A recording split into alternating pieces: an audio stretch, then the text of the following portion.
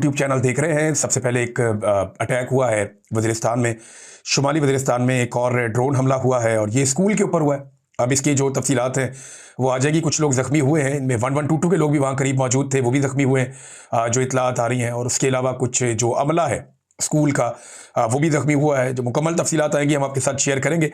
जबकि वज़ीर आला खैबर पख्तूनख्वा सुहेल अफरीदी ने एक मरतबा फिर ये बात की है कि सूबाई हुकूमत किसी भी मिलिट्री ऑपरेशन की इजाज़त नहीं देगी। वो ये कहते हैं कि बंद कमरों के अंदर होने वाले फैसले नुकसान पहुंचाते हैं और बंद कमरों में होने वाले फैसले आगे बढ़ने का रास्ता नहीं है, बैठ के बात करनी पड़ेगी। यानी वो पूरी पुरानी बात है जो इमरान खान साहब भी कर रहे हैं कि तमाम स्टेक होल्डर्स को एतमाद में लिया जाए और उसके बाद फिर आप कोई ऑपरेशन की तरफ जाएं, तो वो ज़्यादा बेहतर तरीका है। बहरहाल यहाँ पे एक और ड्रोन हमला हुआ, एक और अफसोसनाक वाकया। अब नादरीन, कल के दिन में अलीमा खानम जाएंगी दोबारा अपनी बहनों के साथ इमरान खान साहब से मुलाकात करने के लिए। उस्मा खानम, अलीमा खानम और नौरीन खानम, ये इमरान खान साहब की तीनों बहनें जाती हैं हर हफ्ते अडियाला जेल के बाहर जाकर बैठ जाती हैं कि हमारे भाई से मुलाकात करवाओ। लेकिन इन्हें नाकों पे रोक लिया जाता है, फिर इनके ऊपर रात गए तशद्दुद किया जाता है और हर मरतबा टॉर्चर करके, गिरफ्तार करके इन्हें कहीं दूर दराज इलाके में छोड़ दिया जाता है। ये रूटीन हम बड़े लंबे अरसे से देख रहे हैं। लेकिन इस मरतबा अलीमा खानम ने खुद अपने मुंह से यह कहा कि बड़ी तादाद में लोगों को आना चाहिए। उन्होंने कहा कि 10,000 लोग वहां पे पहुंचे तो सूरत हाल कुछ और होगी।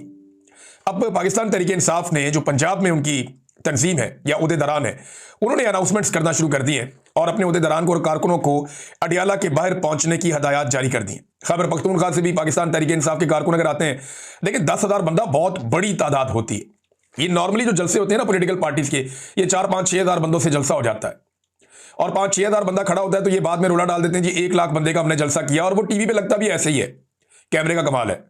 और अगर 10,000 बंदा हकीकतन वहां पे आ जाता है अडियाला जेल के बाहर, तो आप ये समझेंगे एक बहुत बड़ी नौयत के जलसे वाली सूरत हाल बन जाएगी।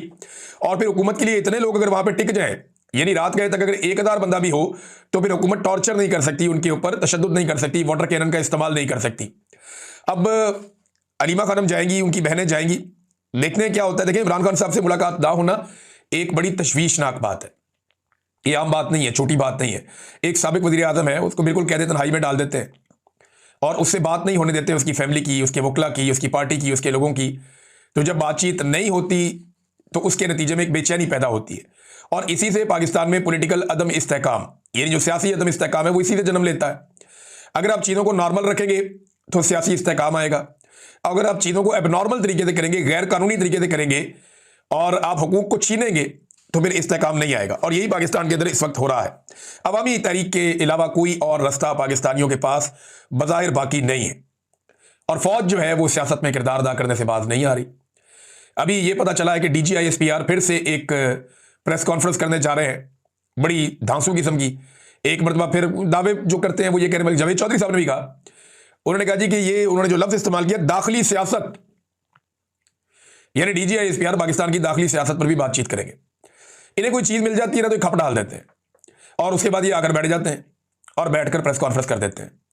तो अब ये आकर बैठेंगे, बैठ के प्रेस कॉन्फ्रेंस करेंगे और अवाम उस प्रेस कॉन्फ्रेंस का अगले 2-3 घंटे के अंदर पोस्टमार्टम कर देगी। यही अब तक होता है, यही आगे भी होगा और इसी से ये तवज्जो हटाते हैं। यानी एक अच्छा तरीका DGISPR ने ये पकड़ा हुआ है कि एक प्रेस कॉन्फ्रेंस करते हैं, सारी तनकीद का रुख अपनी तरफ मोड़ते हैं और असल जो इश्यूज हैं उनसे तवज्जो हट जाती। लेकिन अब पाकिस्तान में जो असल इशूज हैं वो क्या है? इमरान खान को गैर कानूनी तौर पे साबिक वज़ीर आज़म को अंदर डाला हुआ है और उसकी वजह से एक सियासी अदम इस्तेहकाम है और पाकिस्तान चल नहीं रहा इनसे। पाकिस्तान चलाने के लिए ये महंगाई करते जा रहे हैं, लोगों पे टैक्सेस लगाते जा रहे हैं, फिर भी पाकिस्तान इनसे नहीं चल रहा। इन्होंने टैक्सेस दुगने कर दिए, बिजली की कीमतें दुगनी कर दी, पेट्रोल की कीमतें दुगनी कर दी, हर चीज़ में ज़्यादा मुनाफा कमाने के बावजूद ये मुल्क को नहीं चला पा रहे। मुल्क इनसे चल नहीं रहा, गुर्बत की लकीर से नीचे आधा पाकिस्तान चला गया, ये मुल्क को चला ही नहीं पा रहे, मुल्क एक कदम आगे नहीं बढ़ रहा। और अब इन चीज़ों से तवज्जो हटाने के लिए, और जो इंटरनेशनली ये लोग अजीबोगरीब काम कर रहे हैं और करने जा रहे हैं, यानी इंडिया ने पाकिस्तान का पानी रोका हुआ है, इस पर कोई बात ना कर ले। पाकिस्तान की मीडिया को मना किया हुआ है, इस पर बात नहीं करनी कि इंडिया ने सिंध ताज मुआहदा तोड़ दिया, वो डाटा शेयरिंग नहीं कर रहा, वो हमारा पानी लगातार रोक रहा है, इस पर कोई बात नहीं कर रहा। पाकिस्तानी फौज गजा जाएगी, क्यों जाएगी, किस मकसद के लिए जाएगी और वहां जाके फलस्तीनियों को या हमास को गैर मुसल्लह करेगी या नहीं करेगी, इसके ऊपर कोई बात नहीं कर रहा। अभी मिडल ईस्ट के अंदर जो मुख्तलिफ ममालिक के बीच में एक टेंशन वाली सूरत हाल पैदा हुई यमन को लेकर, उसके ऊपर भी मीडिया को अलाउ नहीं किया जा रहा कि मीडिया उसके ऊपर बात करे। और जो वेनेजुएला में हुआ उसके ऊपर पाकिस्तानी हुकूमत को एक सख्त रद्दमल देना चाहिए था, जो माइक पोम्पियो ने स्टेटमेंट दिया उसके बाद। उस पर भी कोई बात नहीं कर रहा। तो जब आप प्लस माइनस करते हैं ना इन सारी चीज़ों को, तो ये तवज्जो हटाने के लिए एक आधी प्रेस कॉन्फ्रेंस डाल देते हैं, फिर वो प्रेस कॉन्फ्रेंस के अंदर सारी चीज़ें एक्सपोज होती हैं, तो फिर तवज्जो हटाने के लिए फिर कोई XYZ बंदा रीलॉन्च हो जाता है। जैसा कि प्रेस कॉन्फ्रेंस के बाद जब उसका पोस्टमार्टम होता है तो फैसल वाडा आ जाते हैं, ताहिर अशरफी आ जाते हैं, ऊन चौधरी आ जाते हैं, इस किस्म के कैरेक्टर मार्केट में आ जाते हैं, और बहुत ही काम खराब हो जाए तो पाकिस्तान तहरीक इंसाफ को छोड़ने वाले इमरान इस्माइल साहब वगैरह उनको भी ले आते हैं कि आ जाओ भाई रेस्क्यू करो अब आके। तो ये बार बार पंगा लेते हैं और बार बार फंस जाते हैं। फजल रहमान ने कहा था कि आप पंगा ना लें, उन्होंने कहा जी वो क्या होता है, उन्होंने कहा जब आप लेंगे ना तब आपको पता चलेगा कि ये पंगा होता क्या है।